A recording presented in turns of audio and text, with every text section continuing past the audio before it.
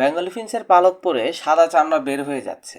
আপনি যদি Bengali ফিন্স, Gouldian ফিন্স বা জেব্রা ফিন্স জাতীয় যে কোনো ফিন্স জাতীয় পাখি পালন করেন, তবে এই ভিডিওটি আপনার জন্য। কেননা আজকে আলোচনা করব ফিন্স পাখি বা বেঙ্গলি ফিন্স পাখির পালক পরে যায় কেন, পাখির শরীরে এমন কি ধরনের পুষ্টি উপকরণের ঘাটতি হলে পালক পরে যায় এবং কি কি ওষুধ দ্বারা এই রোগের চিকিৎসা করা যায় সেই ব্যাপারে বিস্তারিত বলবো।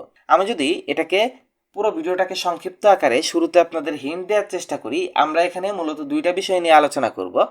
একটা হচ্ছে পাখির পালক পরে যাওয়ার যে ন্যাচারাল প্রসেস, যাকে আমরা বলি ন্যাচারাল মোল্টিং, এই মোল্টিং নিয়ে, এই মোল্টিংয়ের সময়টাতে আপনার পাখিগুলোকে কি কি খাওয়াবেন, কি কি খাওয়াবেন না, এই বিষয়গুলো নিয়ে আমরা প্রথমে আলোচনা করব। এই সময় আপনার পাখিকে কিভাবে সাপোর্ট দিলে তাদের ন্যাচারাল মোল্টিংটা বা সাধারণ প্রাকৃতিক পালক পরিবর্তনটা খুব সহজভাবে হয়ে যাবে, পাখি অসুস্থ হবে না, এই ব্যাপারে কথা বলবো। আর দ্বিতীয়ত কথা বলবো ওষুধপত্র নিয়ে এবং অস্বাভাবিক মোল্টিং বা রোগবালাইয়ের কারণে, কোনো অসুখের কারণে মোল্টিং হলে কি করবেন এই বিষয়টা নিয়ে। আসুন প্রথমে ন্যাচারাল মোল্টিং সম্পর্কে জানি।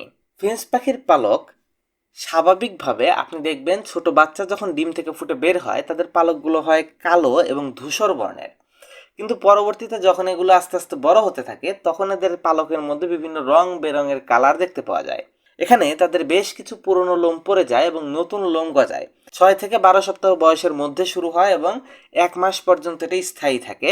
এটা হচ্ছে প্রথম মোল্টিংটা। আর পরবর্তী জীবনে পাখির পরবর্তী লাইফ সাইকেলে প্রতি 6 মাস সে একবার করে বা 1 বছরে 2বার করে তাদের মধ্যে এই মোল্টিং হতে দেখা যায়। তো মোল্টিং হওয়ার সময় পুরনো পালকের মধ্যে অধিকাংশ ঝরে যায় এবং নতুন অনেক পালক ওঠে, যার ফলে এর পরবর্তীতে পাখিকে অনেক দেখতে অনেক বেশি আকর্ষণীয় দেখায়। তো এখন কথা বলি এই ন্যাচারাল মোল্টিং বা প্রাকৃতিক যে মোল্টিংটা, এটাতে আপনি পাখিকে কিভাবে সাহায্য করতে পারেন। দেখেন, এটা একটা প্রাকৃতিক প্রসেস।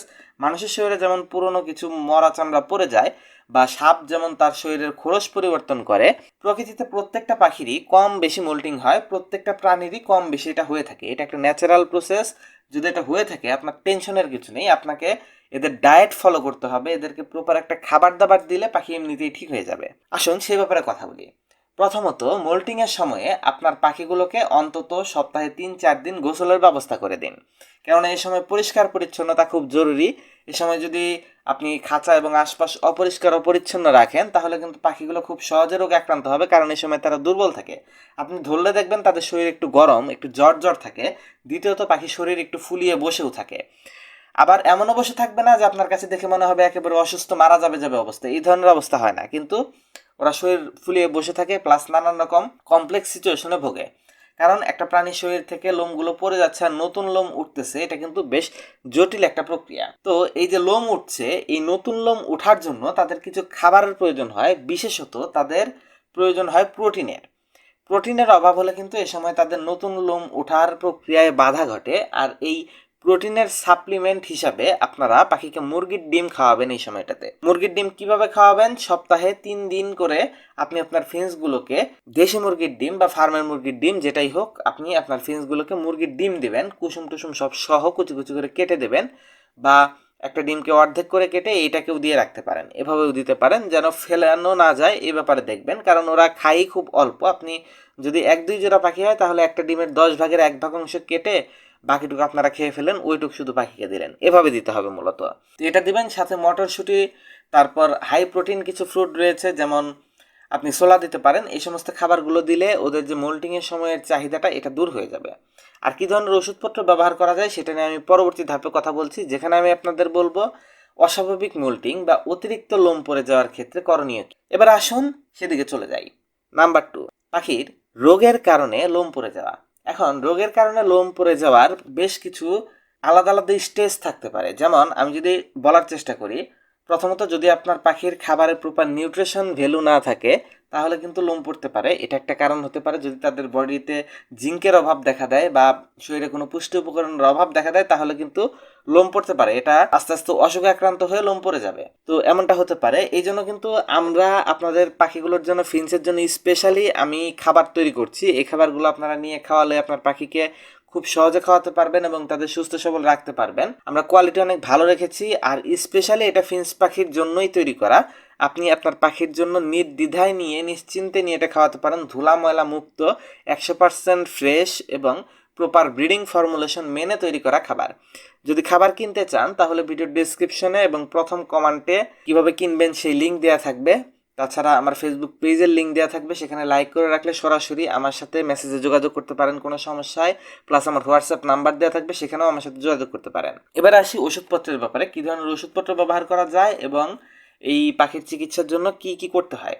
তো দেখেন, ওষুধপত্রের আগে আরেকটা কথা আমি বলতে ভুলে গিয়েছিলাম, সেটা হলো সূর্যের আলো। ফিন্সের মোল্টিং চলাকালীন সময়ে এবং বছরের অন্যান্য সময়গুলোতেও এদেরকে সূর্যের আলোতে রাখা একটু দরকারি একটা বিষয়। কারণ যদি সূর্যের আলোতে না রাখা হয় তাহলে মোল্টিংও সঠিকভাবে পূর্ণ হয় না এবং পাখির পালকের যে শাইনিংনেস বা পালকের যে উজ্জ্বলতা, এটা আসার জন্য সূর্যের আলো কিন্তু দরকারি। তাছাড়া পাখিকে ক্যাটেল ফিশ বোন এবং মিনারেল ব্লক দিয়ে রাখতে হয়, যেটা আমাদের প্যাকেজের মধ্যে খাবারের সাথে ফ্রিতে দেওয়া থাকে। মানে যারা 3 কেজির প্যাকেজ নেন তাদের জন্য ফ্রিতে দেওয়া থাকে। তাছাড়া যদি আপনি শুধু খাবার অর্ডার করতে চান সেটাও করতে পারেন। যাই হোক, আমি ওই দিকে আর যাচ্ছি না, আমি ওষুধের ব্যাপারে যাচ্ছি যে এখন কি ধরনের ওষুধ ব্যবহার করা যায়। দেখুন, লোম পড়ে গেলে এবং এটা যদি কোনো রোগের কারণে হয় তো আপনাকে বুঝতে হবে যে এটা রোগের কারণে কিনা। যদি দেখেন যে এই সার্কেলটা 30 দিনের বেশি স্টে করতেছে, 30 দিন পার হওয়ার পরও পাখি ঠিক হইতেছে না, লোম যে জায়গায় পড়ে গেছিল আর উঠতেছে না, তাহলে ওষুধগুলো দিবেন। ওষুধগুলো প্রস্তুত করার জন্য আপনাকে প্রথমে 1 লিটার পরিমাণ পানি নিতে হবে। এর সাথে 1 গ্রাম পরিমাণ ক্যালপ্লেক্স 1 গ্রাম পরিমাণ ক্যালপ্লেক্স সিরাপ ব্যবহার করতে হবে, বা 1 ml পরিমাণ ক্যালপ্লেক্স ব্যবহার করতে হবে। 1 ml বা 1 গ্রাম পরিমাণ পেনামিন সিরাপ ব্যবহার করতে হবে এবং 1 ml পরিমাণ জিসভেট ব্যবহার করতে হবে।